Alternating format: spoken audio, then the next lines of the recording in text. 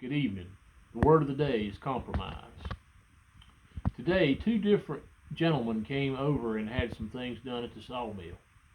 And it was kind of a strange coincidence that both of them mentioned one of my uncles. I came from a big family on both sides of my family and have several uncles, but I had one uncle in particular that was known for his physical strength.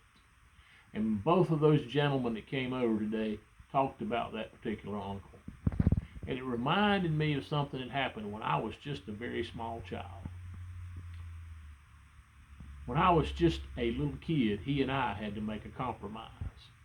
And it was probably difficult for him because he was a big, tough man. When I started teaching school, he had already passed away. But I had some parents of some of my students come in and ask me if I was related to him. And they would tell stories about him. One of my parents came in and told me, said, when I was a teenager, we used to go over to the store near there, and he said, your uncle would be in there, and said we'd go in, and us boys would get us a pack of crackers or a drink, or maybe a candy bar and a drink, and he'd say, I tell you what, he'd hold his hand up like that. He said, if you can move that hand right there, I'll buy you a month's worth of crackers and drinks, or candy bars and drinks. And said about all of us young guys would try it. And see, nobody ever moved that hand. And said he'd even say, and just to make it a little easier for you, you can use two hands if you want to. He said it was like pushing on a brick wall. You couldn't move his hand. Another friend of mine a while back told me about one time he saw him sitting over at the store and some boys were picking on him a little bit and told him, said, we bet you can't pick up the back of that car. He said he'd just squat down and get the car and pick it up. Said both back wheels would be off the ground that high, and they'd say, you ain't quite got it yet. And said he'd just pick it on up a little higher.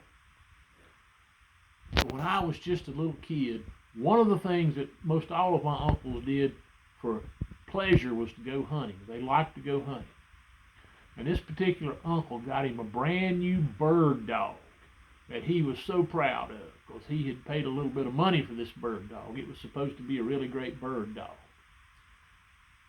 But this bird dog had a lot of hair on it, and I was just a little kid, and they were trying to figure out what to name it. And I told them, said, you need to name it Fluffy. But I couldn't say Fluffy very well, and it came out Luffy. Now, my uncle was not going to name his high-dollar bird dog Fluffy.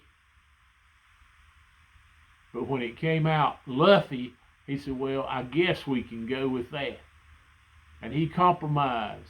I got to get to name the dog, and it was called Luffy. And he didn't have a dog named Fluffy, and it all worked out. And everybody thought so much of Luffy the bird dog. Sometimes you need to compromise so that everybody can have a great day.